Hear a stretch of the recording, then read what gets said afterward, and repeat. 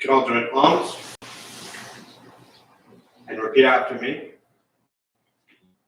Refuge in the Buddha. I take refuge in the Buddha. I take refuge in the Dharma. I take refuge in the Dharma. I take refuge in the Sangha. I take refuge in the Sangha. Keeping the palms joined.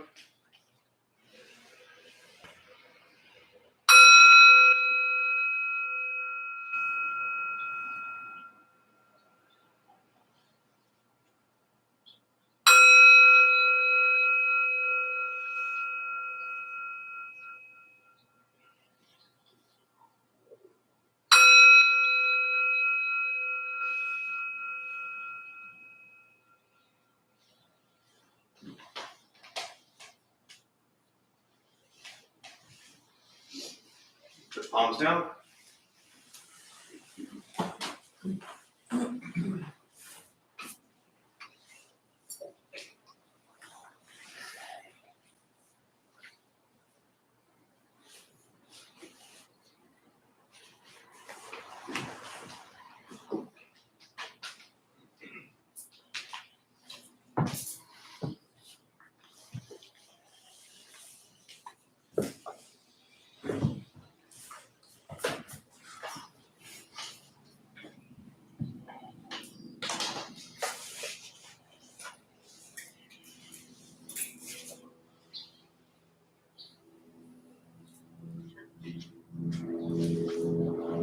All right, good morning, everybody. How are you all doing today? I love the sunshine coming through.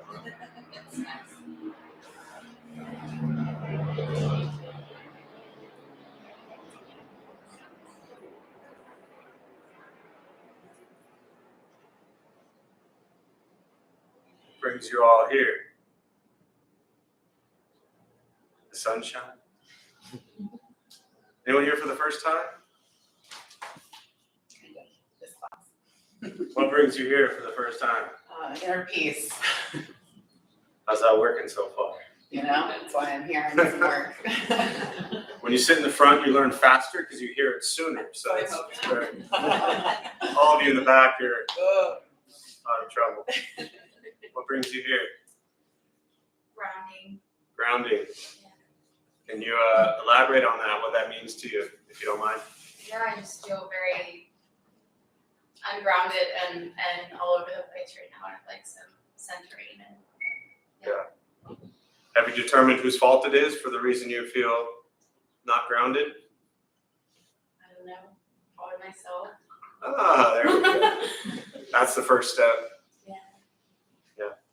And sometimes that's a harsh reality to wake up to for all of us, is to recognize that, you know, as you say, not grounded, or whatever emotions, whatever stress, whatever chaos, whatever drama, whatever madness we're sitting with, that nobody else created that. We did it all to ourselves. And that's really hard to accept sometimes. Because what are we all really good at as far as doing to others? Oh, I read your lips. Yeah, it's a weird skill I've had since I was a little kid. It's really strange. You said blame, right? Blaming. You say, please do, especially when you say nasty things about me. Blame, right? Yeah, blame. It's so easy for us to blame other people. So I have a practice for you all today. And it's not the nighttime class, it's only 11:06. So you have all day to try this. And I know a lot of you came here to meditate because that's going to fix all of your problems. But let's forget that for a second. And let's try to go today. If you don't think you can make it till like sleep time, you know, try to make it till, I don't know, I'll give you what, 2 o'clock? Is that reasonable enough? Since we're out of here at 12, so you got 2 hours to lock yourself in your car, or however you got here. Try not to blame anybody today for anything. See if you can do that. Not just verbally expressing that, but in our thoughts. Because that's really where this practice begins, is the thought patterns that we have and how we endlessly cultivate thought patterns and behaviors that aren't necessarily healthy or beneficial for our own happiness. And one of those, if you stop and really kind of ponder this for a while, that becomes a habit that many people do. Maybe not everyone in this room, maybe none of you blame anyone for anything, and I'm just wasting my breath here. But if you are one of those people, recognize that as we are throwing blame on others, we don't feel good. Because what that means is we're hurting to some extent. And so this idea of putting it on others, we often think that temporarily it like moves the pain. But when you blame others, typically they don't even know. They're going along their day just fine. But we've moved this blame onto them as if it's going to help us. And for those who've never sat with me, or, just to kind of my little asterisk to clarify, a lot of people in this room, a lot of people outside these rooms have been through tremendous trauma, tremendous physical, sexual, emotional abuse. These things are very serious, very real. And I'm not suggesting that these things didn't occur or that they're not incredibly important and painful. So I don't want to discount any of that may have occurred.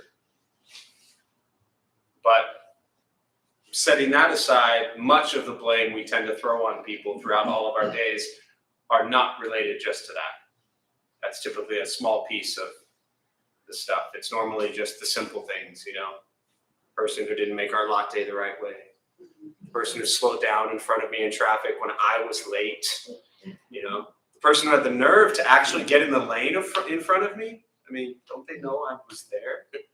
How dare they do that? So these are the types of things that, we tend to blame people for without even recognizing it. And it happens in just the obvious, simple places, talking to family, talking to friends, going to lunch, getting a coffee, customer service, whatever it is. These are the areas. So, and I catch myself too, and I'll close with this thought and then we'll start a meditation is, say customer service, for example. There's this thought that I immediately want to blame the person on the other end of the line for whatever issue that is the latest issue of the day at the temple here, right?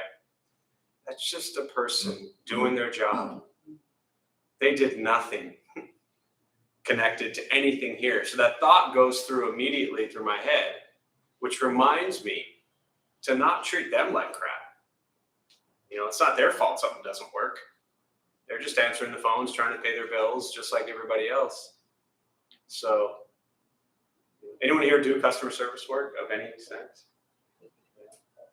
You ever get people screaming at you and yelling at you, and you just had absolutely nothing to do with it? Oh, yeah. Oh, yeah. It's kind of like training 101, right? You gotta be able to take that. So let's not be the people who do those things.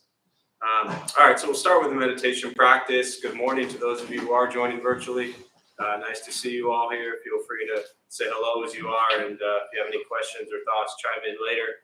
A couple things to tell you before we begin. Nothing's going to happen to you. Right? You're not going to float away. You're not going to have any mystical, magical experiences. The mind that races all day long is not going to shut off. Don't judge your practice, meaning don't ask yourself, is this working or not working? Are we doing it right or wrong? We're just going to sit. We're going to breathe. You'll hear sounds inside, sounds outside. This is life. Life is filled with chaos. And this practice is learning to get quiet and still within all the chaos. Posture, you want to be comfortable. If you are on a cushion, it often helps slide into the front third. Pushing the stomach forward allows the back to straighten. Shoulders are relaxed. Hands are on the knees or lap. If you're on a chair or a bench, however you're seated, just trying to sit up straight if possible and comfortable. Relaxing the shoulders. Again, hands on the knees or lap, whatever's comfortable. If you need to move during meditation, simply move. Movement doesn't make you a bad meditator. It just means your leg hurts or you have an itch. So I'll guide us as we begin, and we'll settle into a little bit of silence.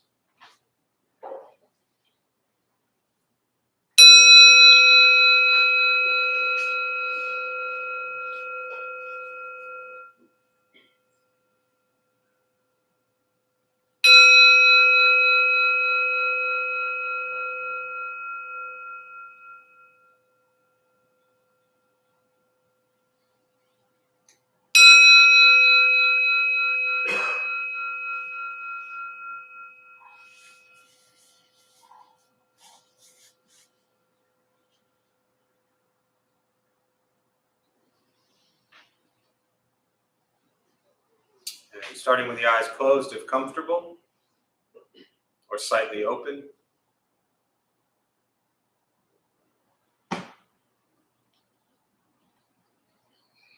Mouth is open or closed. We'll start with taking 3 deep breaths, slowly.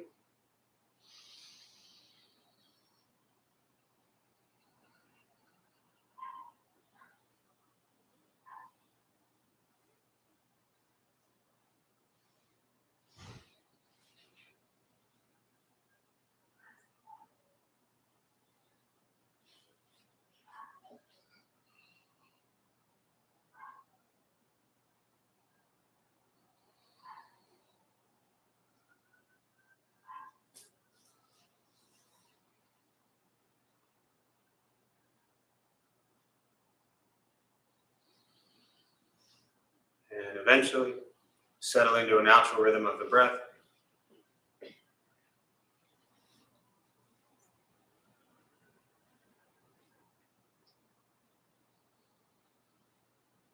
Noticing the mind as it wanders, jumping from thought to thought.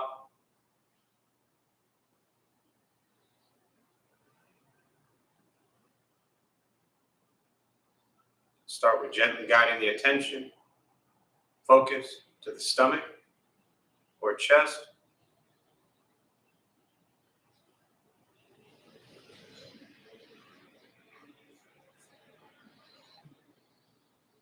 Breathing in, feel them rise.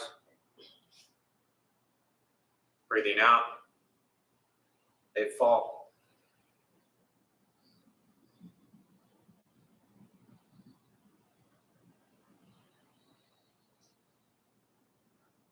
Simply continue this practice, observing sensation of breath.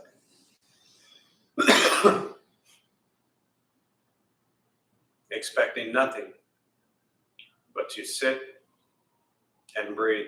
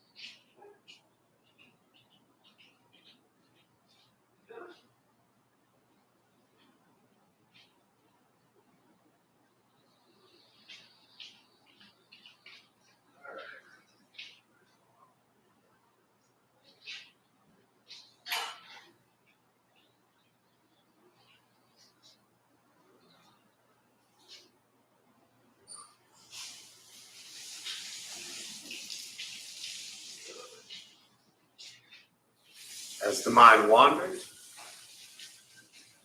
lost in thought, recognize it.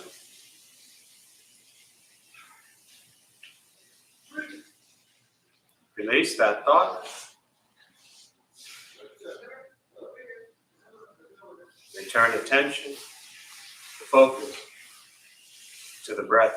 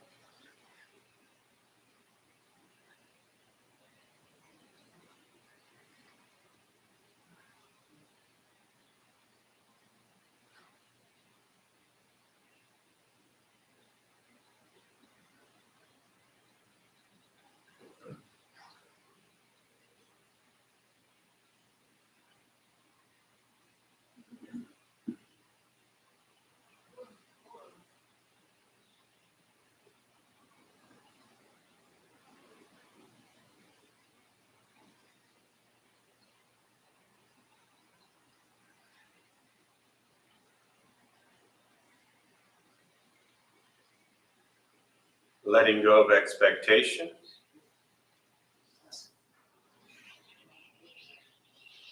letting go of judgment from the practice,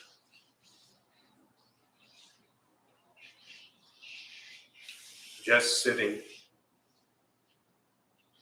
breathing.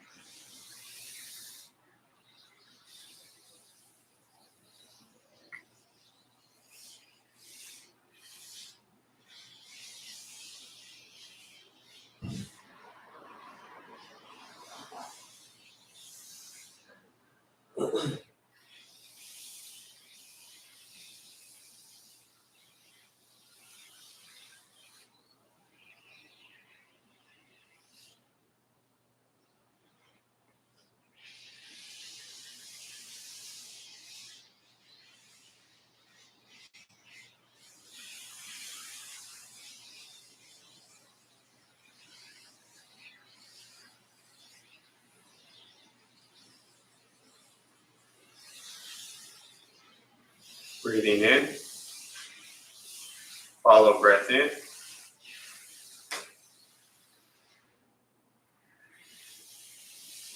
Breathing out, follow breath out.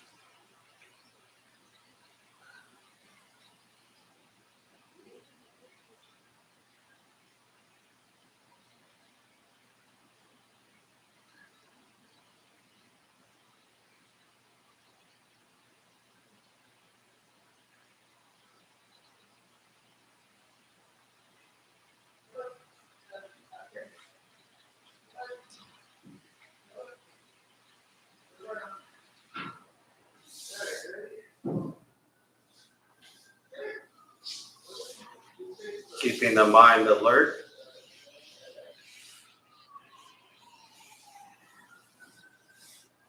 Aware of each sound.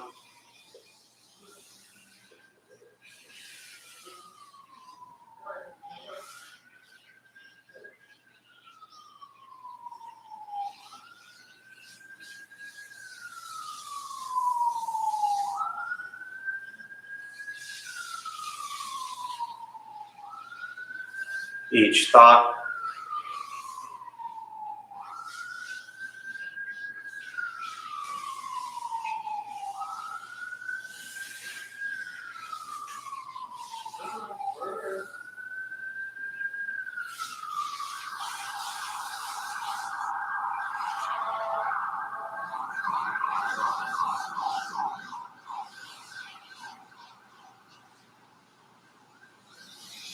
each physical sensation.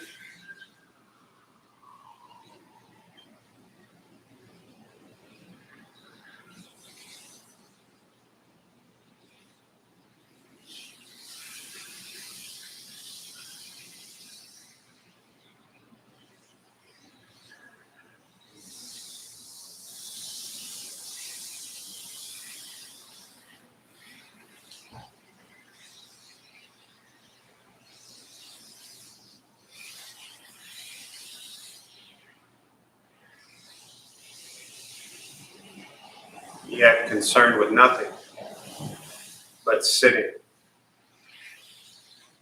breathing.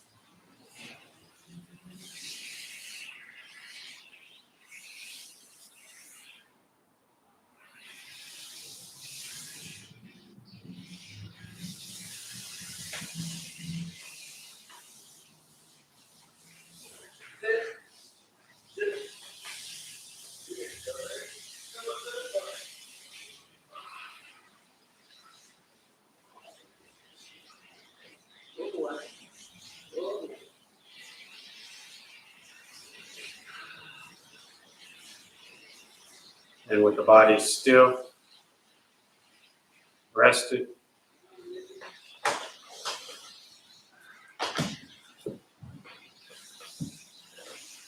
and the speech quiet,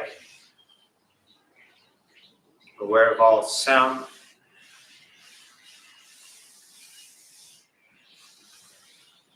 and the mind learning to settle,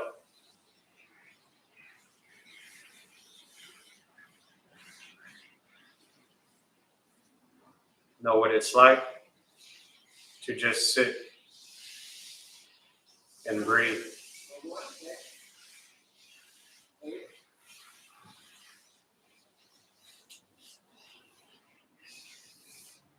Knowing with each breath, there's nothing else to do.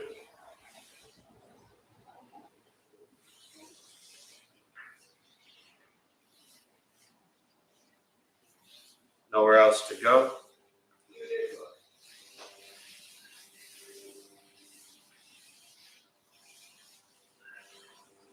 And no one else to be.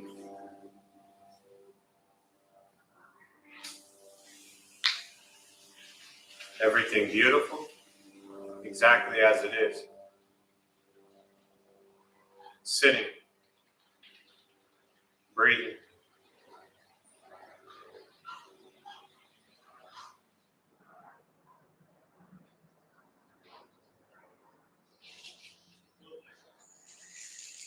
Once again, taking 3 deep breaths, slowly.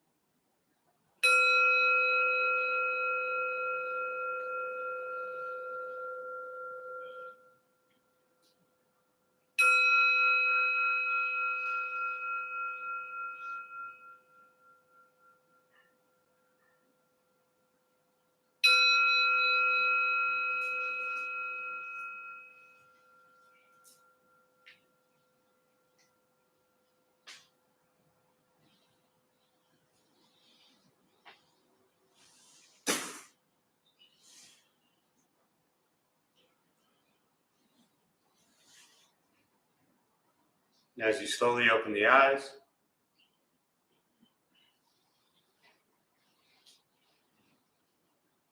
slowly beginning to move.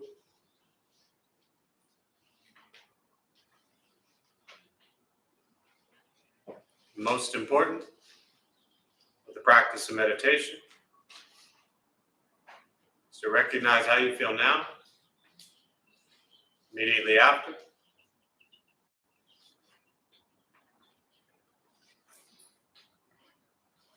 Compare this to how you typically feel throughout your day. Recognize the difference, if there is one.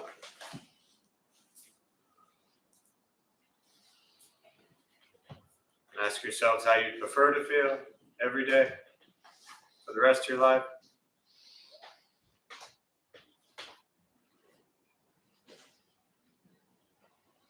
And realize however you feel now, if it's quiet, calm and still, or a busy mind, racing mind, whatever you're sitting with at this moment, has nothing to do with anything I said. It's nothing to do with how we sit and hold the hands across the legs. It's nothing to do with the sounds around us or anything else for that matter. It's everything to do with your own mind and your own mind's reaction to an external condition. This is what the Buddha called pratitya samutpata, means dependent origination. This is the basis of the Buddha's awakening. The word Buddha simply means awaken. He was a human being, no different than any one of us in this room, who began to understand why he suffered, why he got angry, sad, depressed, stressed, anxious. He began to understand the causal relationship of all phenomena. What that means, very simply, for all of us, regardless of where you come from or what you believe in or where you think you're going,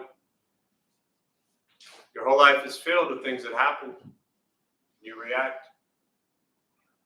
More stuff happens. More reactions. That's it. This practice of meditation is learning what it's like to respond to something quietly, peacefully, still. Because for most of us, the way you responded to the last 20 minutes is quite different from how you respond to every other 20-minute period of your day. And so all we're working on is closing the gap to where the way you feel now is closer to how you feel always. Just as driven, motivated, productive, successful. Whatever that means to you in your respective lives.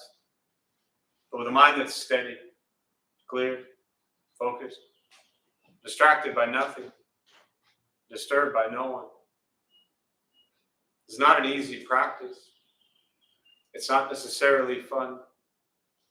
It's not the escape that often people think it is.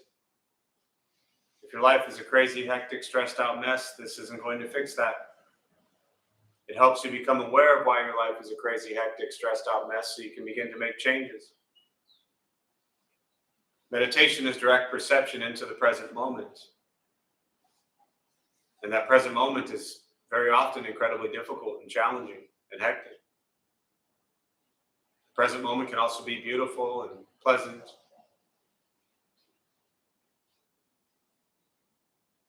But what we tend to do is spend too much time trying to label the present moment.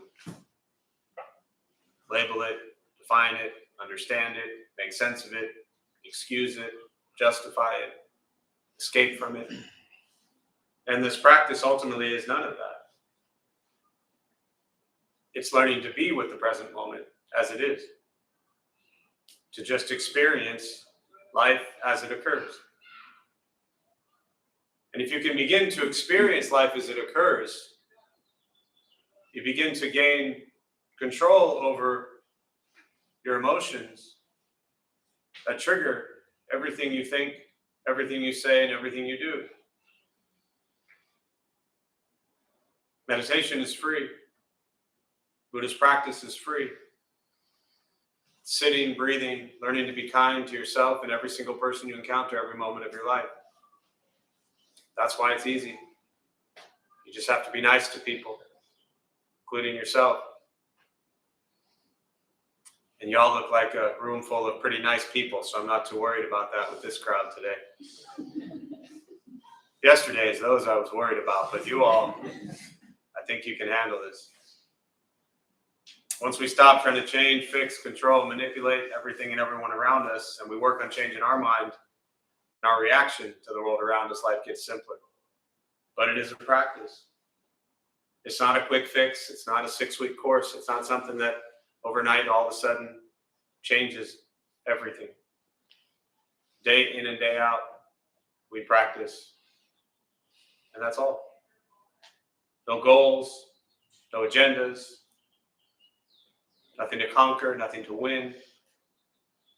Just learning to be with life as it arises and being kind to yourself first, and then every person you interact with.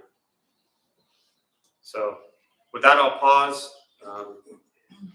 For me, I really just prefer to respond to questions.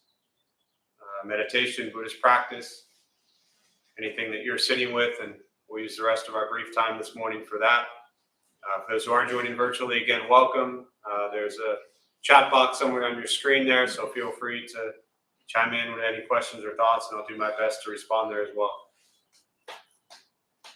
So, questions? You two can fight it out. I saw your hands at the same time. One of the reasons I enjoy coming here is because it gives me the opportunity to focus on my body,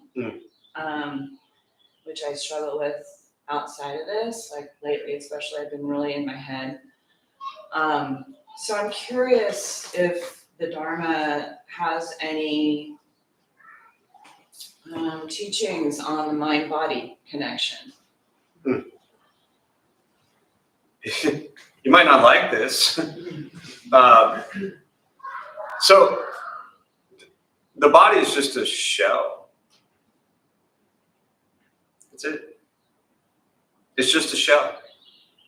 It is physical form that comes together for a period of time and then ceases to exist. Ultimately, in Buddhist teachings, that's all it is.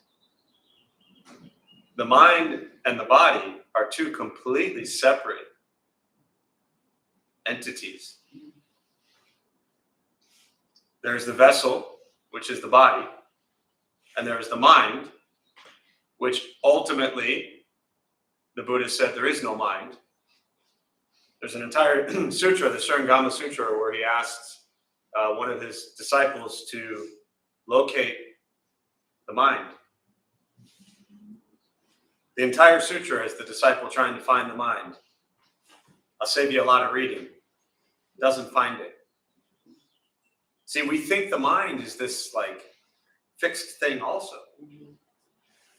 All we are is consciousness that met with physical form, was given the name Bridget, who pointed to you and they were like, Bridget, Bridget, Bridget. And then all of a sudden you're like, oh, I'm Bridget. Okay. There's your first label. I mean, I'm not blaming the people who gave us names, but that's where conditioning starts. The moment we are born. What you're really, in my view, struggling with is your battle with conditioned thoughts, behaviors, and ways of seeing the mind and the body. And what I mean by that is, we're born, we're given a name. There's Bridget. Bridget grows up, they say Bridget's a boy, Bridget's a girl, Bridget is this, Bridget is that. Bridget then gets exposed to TV. Fast forward 1,000 years. I didn't mean like 1,000 years for you, like an age thing, but fast forward to today, social media, and the entire world. Billions of dollars are spent on every advertisement telling us what we should look like, body, what we should wear, what we should eat, who we should hang out with. Billions and billions of dollars are spent telling you that there's a certain way you should look, and a certain way you should look, and a certain way you should look. There is billions spent on researching every single thing you do to target you and make sure that you feel inadequate and not good enough. The thing I love about Buddhist teachings is the first thing he said is life is suffering. right there. But then we have to understand, why are we suffering? We're suffering because we're attached to views that we have been conditioned our whole life to think that our body is supposed to look a certain way or feel a certain way. The Buddha said we have birth, we have aging, we have sickness, and we have death. There are days our body is going to feel physically wonderful, and days it's going to feel terrible.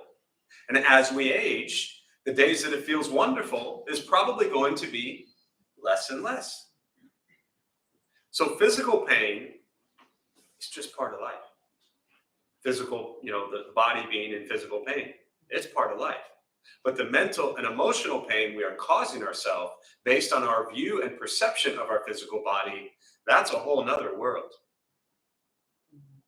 This is our perception. This is our consciousness. It's not about connecting the two. It's recognizing that they're completely separate and non-existent things as far as the mind. It's just thoughts that aren't even yours. They've been flooded into you, right? So imagine this for a minute. Anybody who has concerns, and I'm not even suggesting this is what Bridget was saying, but I've known her a long time, and I know that she can probably be okay with me saying this. But imagine all of us, anyone in this room, that at any point in your life was uncomfortable with the way your body is. What if everything out there said that your body is perfect, and your entire life you were told your body is perfect, and yet all of our bodies are completely different? You ever watch Twilight Zone? Okay. And the funny thing is, I was actually not a huge Twilight Zone fan, but this one episode I'll never forget. I was a little kid, and it was an episode where there's a person, this woman that needs, the whole episode is about her needing some sort of surgery, reconstructive surgery, right? And so the whole episode shows these medical professionals in, have you seen this episode? Oh, yeah. Yeah, right? It's mind-blowing. And so this whole episode is about seeing these, doctors and nurses and medical staff, and you're kind of just watching it, and they actually have masks on the whole time, right? Funny, masks. And so then fast forward to the end, the surgery happens, and the reason that she needed surgery is because she was considered incredibly ugly, and she wanted to be beautiful. So then at the end, and she was covered too, if I remember correctly. She had bandages all over, right? Yeah. And I remember that's right, because I remember the scene at the end where they're like unwrapping the bandages from her entire face and head. And then all of a sudden, what you see on the screen, right, is this kind of stereotypical movie star-ish, beautiful blonde woman. What you would see on a billboard or a magazine ad. And then it flashes to everybody else. And they have these like alien faces. I don't know how you would describe them.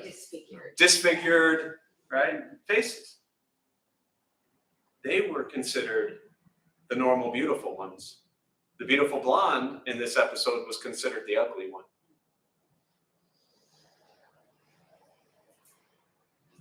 Who determines that? And then who gets stuck buying into it and believing it? And then we have something to compare ourselves to. Buddhist teaching's heavy into duality. We think we are to this or not enough this, too much of that or not enough this. Because we're comparing ourselves to everything and everybody else. And we all get stuck there. And we spend millions of dollars trying to fix it. So, yeah. We create our own reality. And the practice is to not allow what the rest of the world is saying about our reality impact us. So, yeah. I have been trying to meditate ever since I was like 20, so it's been a long time of trying to do this. And I went to I was at the cafe meditation, and my eyes would pop open, my body was twitching and moving. I'm looking around the room and my eyes would involuntarily pop open. And everybody's sitting there in this zen, perfectly still. Nobody looks like they're, twitching. And I'm thinking, is there something wrong with me? I mean, is there like maybe there's a meditation gene that I'm just genetically programmed to be able to go for more than 10 minutes? Yeah. So, I mean, it's not like I'm not trying. Yeah. It's frustrating. Yeah. So the question, just to repeat it for those who didn't hear, those at home or wherever you are virtually, that you've been doing this meditation since you were 20, or meditation since you were 20, so all of about 12 years now, and that you went to the half day of silence, and you were just constantly opening your eyes and twitching and moving, and then you looked around at everybody else and they just looked perfectly peaceful and relaxed.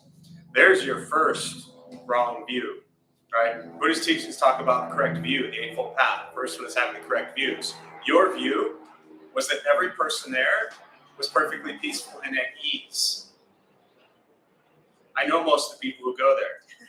They were very likely in as much discomfort as you were. Your perception was, oh, look at that. Same, I could tell you the same story I just told about the, uncovering the mask, right? There was a story years ago. Somebody asked a question and they were talking about how they went into an elevator and they were in sweats. And she said that she saw this woman there who was in like a business suit and had like some little business bag and blah, blah, blah. And she just found herself wishing that she was the person in the business suit. And my response was, what do you think the business suit person was thinking? Maybe they were thinking like, how did I get stuck in this shit? I wish I was just in sweats, right? So that's the first thing, is to not jump to the conclusion that all of them were perfectly peaceful and comfortable, right? Quite possibly they were in as much physical pain as you were, but they were just too stubborn to actually move. And they were thinking that that was actually doing meditation. No, meditation is movement. Meditation is sitting, standing, walking, lying down, as the Buddha said. It is not just sitting. But if you sit and you don't, and the Zen practice very specifically is you sit, you don't move, right? And these are not Zen day of silence retreats, but I'm just saying, as a personal practitioner of that teaching, that's it. You just sit. You recognize pain, you acknowledge it, you come back to the breath. You recognize pain, you acknowledge it, you come back to the breath. But the practice, ultimately, for me, I feel, is that if you recognize pain and it starts to take all of your attention and you don't move, you're not doing meditation anymore. You're just sitting there being stubborn. Just move. What do I say at the beginning here? Movement doesn't make you a bad meditator. It means your leg hurts or you have an itch. So when we sit in meditation, if your arm itches, if you recognize arm itching, arm itches, back to breath. Arm itches, back to breath. Arm itches. Why is it itch? This is annoying me. I want to move. I should move it. I don't want to move it. What if the person next to me thinks my movement means I'm a bad meditator? Oh my God, what am I supposed to do? This sucks. Would somebody just hit the damn bell so I can finally move? That's not meditation. That's torture. You know what you could do? My arm itches. Oh, my arm doesn't itch anymore. That's the first part of this. The second part of this is sitting quietly for 4 hours, broken up in chunks of time. For those who don't know, they're roughly 20-minute meditation sessions, is incredibly difficult. Physically, mentally, and emotionally. So you were just par for the course. And that was the first time you had done it, right? No, it was the third time. Third time. Oh, and by the third time you hadn't mastered it yet, right? So it's not about, and this is for everybody, it's not about the judging of what your experience was like. It was recognizing this was my experience. So what I suggest you do is ask yourself or recognize this was my experience with this. Can you just leave it at that? Or do you have to add on I was a failure and everybody else was better than me. Quite possibly that's a common thread in your life. Not just yours, but many people in this room, right? I'm a failure and everybody else is better than me. So I'm going to go to meditation, and you know what I'm going to recognize? I'm a failure at this too, and everybody else is still better than me. So now all you're doing is sitting there with, well, probably not hatred, but resentment. You're like, look at all those stupid good meditators. Why can't I be one of them? That was your experience. That's it. Just keep showing up.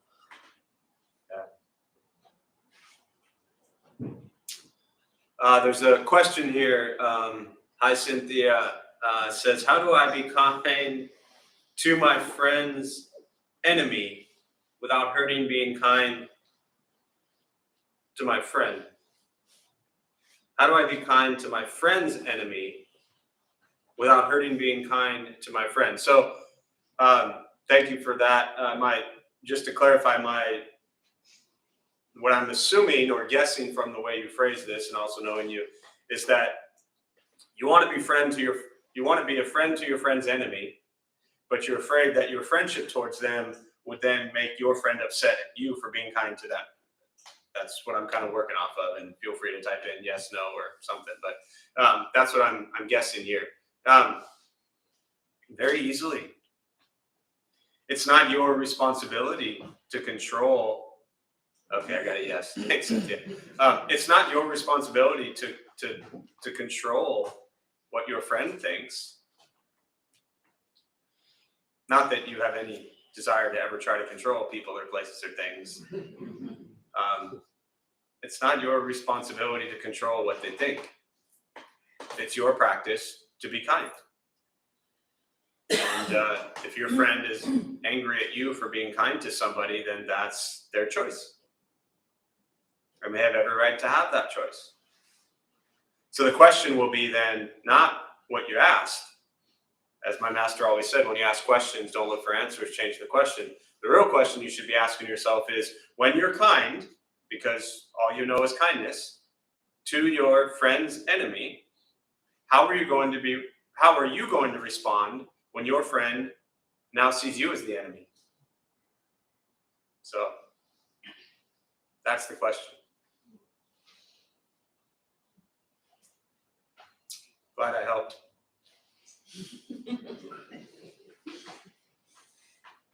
Other questions? How do you let go of resentments? Say again? How do you let go of resentments? Where I just heard a voice. Oh, thank you. Sorry. How do you let go of resentments? Do you have a phone on you? I do. Can you hold it up? It's kind of a glare, so it's hard to see. Okay. Now, is there a person sitting next to you? Yeah. Can you hand them your phone? Sure. Give it to them. And now put your hand back in your lap. Show me your hands. Just like that.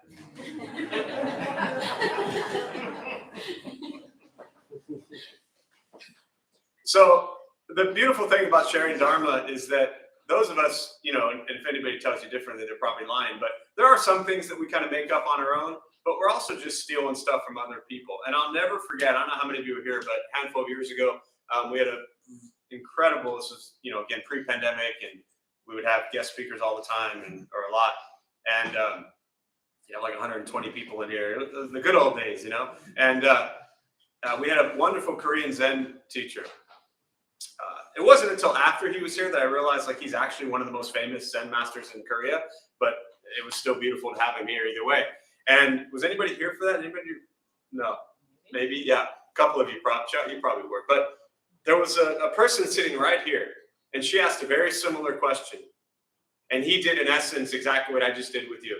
He asked her for a wallet or something like that. And, and then for 7 minutes, maybe I'm exaggerating, 5 minutes, just kept hammering him. But,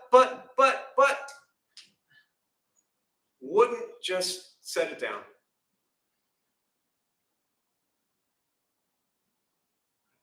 So, another way is stop blaming people. I know you like that answer better. But I just wanted to illustrate that anything that we carry emotionally, and whether this is for, any emotion, doesn't have to be resentment, but is no different than a phone or a wallet or anything else we carry that we can just set down. It is that simple. We don't make that choice, right? It took you all of about 1 to 2 seconds to hand your phone off to the person next to you. I hope you got that back, otherwise they got a new phone. It's super quick. And why did you hand your phone off so quickly? Multiple reasons, but give me 2. You told me to. Oh. Okay, great. Then I'm telling you to let go of resentment. So we're done here? And why else? I can't think of any other. Okay. Well, where I was going with it, I was thinking so possibly you let go of your phone, one, because, it didn't mean much to you at that moment. And partially, maybe it didn't mean much to you because you knew you could easily get it right back. But resentment, how long have you been holding on to that resentment? Years. 10 years, 20 years, 30 years? 30 years. That is an angry story that you have been repeating in your head for 30 years. Stop telling that story. Stop blaming is the way. What happened, whatever they did, like I said, I always throw this little asterisk in there. I've worked with people who've been, I've worked with people who've murdered, and I've worked with people who've been victims of abuse, rape, sexual assault, all the above. And so I don't want to discount the seriousness of those things. Whatever happened, happened. You cannot go back 30 years and change it. No matter how many stories or therapy sessions you go to, you cannot change it. How old are you now? 51. You have, from this moment on to the rest of your life, to keep telling the same story for the next 50 years, or stop telling the story and start looking at how you're impacted, not even so much by the event anymore. And I don't like to know details, but now you're impacted by the 30-year story you've been telling yourself, which is tied to the event. Stop telling the story, change the channel. Ultimately, it's about having forgiveness, compassion for self and others, and recognize whoever you have this tremendous resentment towards, they too suffer. You ever harmed anybody in your life? When you did that, why? You were suffering. So anytime anybody harms us, it's not because they're feeling happy and kind and gentle, typically. They're suffering, they're hurting, they're in pain. And so we become the one who gets to receive their anger. They were suffering. That's the sad part. As well as potentially, what happens to us as individuals is also sad. But finding compassion for those who harmed us is really difficult. So, hope that helps. What else? Questions?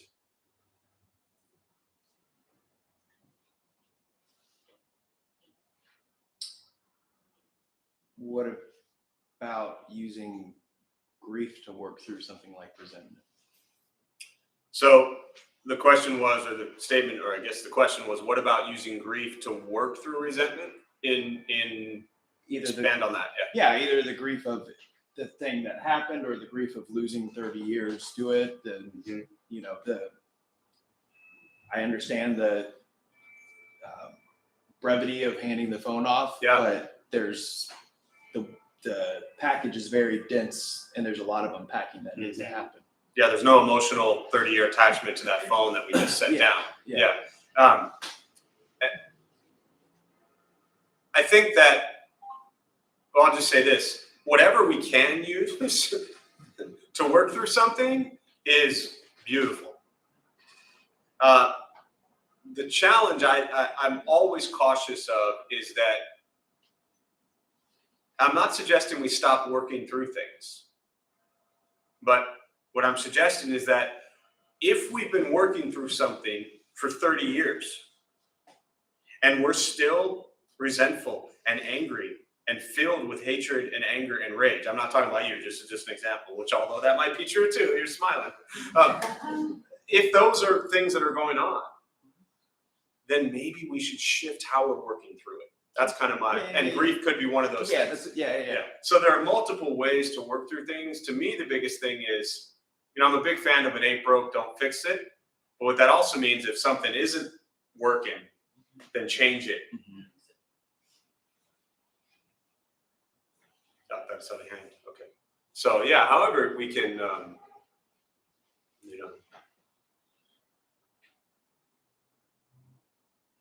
Yeah, I think with grief, I'm just always concerned with like how long, and it depends what grief means. It means different things to different people. Yeah. But how long we carry that, right? Because that can be a hard one to set down. The grief itself can be hard to set down. The feelings are there, the emotions are there. But at what point in time do we then try to just stay present? Yeah. Any other final thoughts or questions before we wrap up? We'll do one more. We'll close. Anybody wants?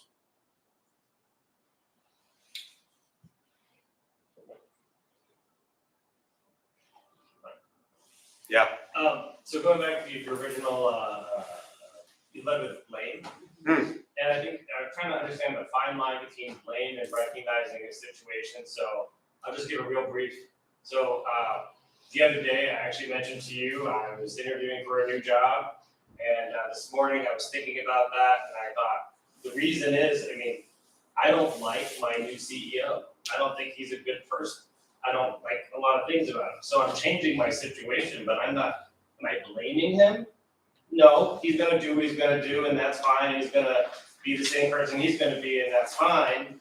And, my anxiety a little bit, my reaction, a little bit of physical anxiety I felt working with him. So I'm changing my I'm changing my situation, but I don't think I'm blaming him, but now I'm kind of questioning if I'm blaming him.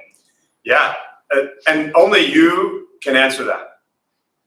And just for clarification, and I'm glad you brought that up, but yes, definitely, moving beyond blame doesn't mean that we're not acknowledging or recognizing what's going on around us, right? When people are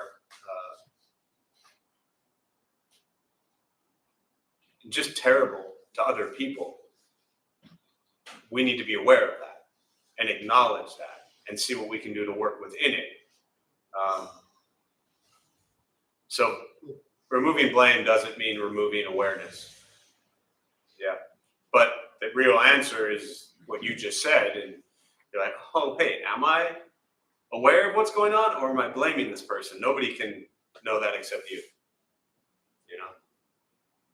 Yeah. And I think a hand in the back and then we'll close. Yeah.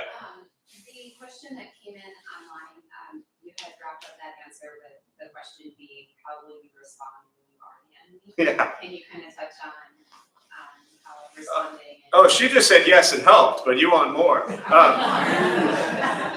Yeah. No, I appreciate the question. So the question of like, okay, so then, and I'll close with this thought. So we respond with kindness to our friend's enemy, just to retell it. Now, the concern is, well, our friend now is potentially going to be angry at us because we're responding with kindness, and now we're the enemy to our friend. And the real question is, how are we going to respond to that friend? That's your question, right? With kindness. These things don't change. Our rationalization, our justification, our spin on things is endless. We are so great at justifying why we should be angry. And for me, Buddhist teachings have helped me understand, for somebody who grew up tremendously angry, that my anger was only hurting me. And then, of course, people that had to receive that anger that I was feeling.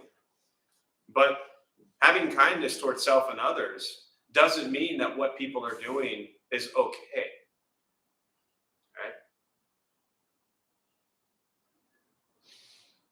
Being a racist is not okay. But what someone who's racist needs isn't more hatred and anger. They need love, understanding, and compassion as well. Doesn't make what they do okay or right, nor do I agree with it. But how can I work with that? And that's what Thich Nhat Hanh's teachings and Buddhist teachings on engaged Buddhism really are, is looking at social, political, economic, environmental injustice, and how do we bring Buddhist teachings into these areas of extreme oppression and suffering. It's kind of tying to what David said, not ignoring what's going on, not blaming, but coming to it with kindness and compassion to listen and understand and work within. So none of these things are easy, because just like the billboards telling us what we should look like and wear and eat and all that kind of stuff, we've also been conditioned since childhood that we don't like something, we scream and we cry. We're hungry, we scream. Our diaper's dirty, we scream. And we immediately get fixed, cleaned, held. So our entire lives, we're just big babies running around looking for someone to hold us and change our diaper. Truly, you know? So, yeah. Fun? Say again? That was good. Oh, you're welcome. All right, so we'll close on that. We'll join palms. May the benefit of this practice be shared with all beings in all directions. May all beings be at peace. May all be free from suffering. May any merit gained from this practice be transferred to those who need it most.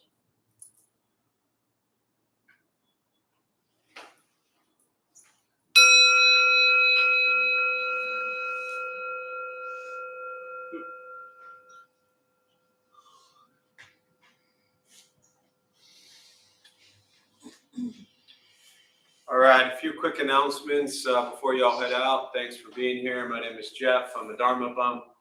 We opened up this temple about 17 years ago to introduce Buddhist practice to those who show up. Those of us who lead, we're not monks, we're not nuns, we're not gurus, we're not masters, we're not teachers, we're not looking for students. We're just practitioners. We do our best to take our understanding of Buddhist teachings and put it into terms that hopefully make sense to those who show up. So every night we have different practices going on, different people leading from different traditions. We have quite a large recovery sangha, so anyone battling addiction, drugs, alcohol, whatever it might be, meets a few times a week. So there's always something going on.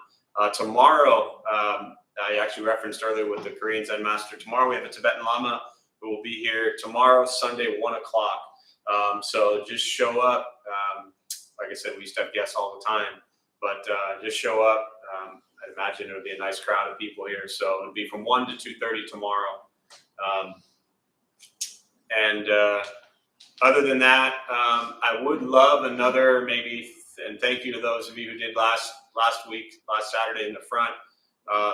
If there's maybe 3 or 4 people again who want to stay for about 30 minutes, this front yard area here, we have a new high-tech smart lawnmower. If anybody has ever used a smart lawnmower, we have one right out in front there. We'd like to mow the front yard here and pick up kind of weeds right in the front area here. So if anybody wants to spend about 30 minutes, if we have 3 or 4 people, that would be great. I can meet you right out there. So as always, we have no cleaning crew. We are it. So let's take care of the space, everything. There's a sign by the door from making sure cushions are where they're supposed to be, chairs are where they're supposed to be, bathrooms are cleaned, things like that. So let's all please do a good job of taking care of the space. So thank you all. Be well.